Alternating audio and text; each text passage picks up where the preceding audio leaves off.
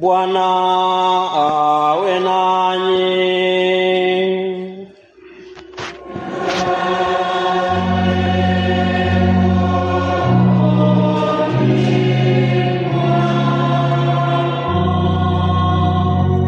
Somo la Injili takatifu ilivyoandikwa na Mathayo.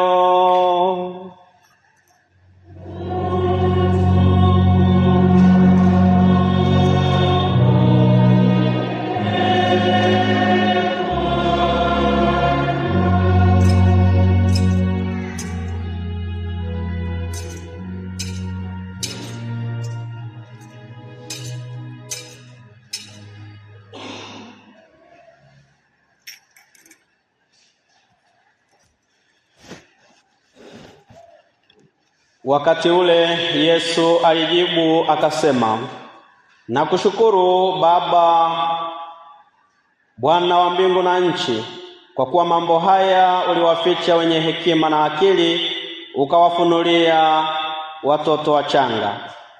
Naam Baba, kwa kuwa ndivyo ilivyopendeza mbele zako.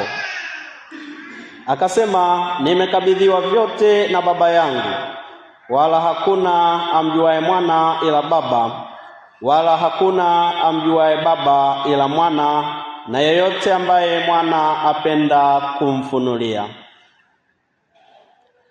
Njooni kwangu ninyi nyote msumbukao na wenye kulemewa na mizigo, nami nitawapumzisha.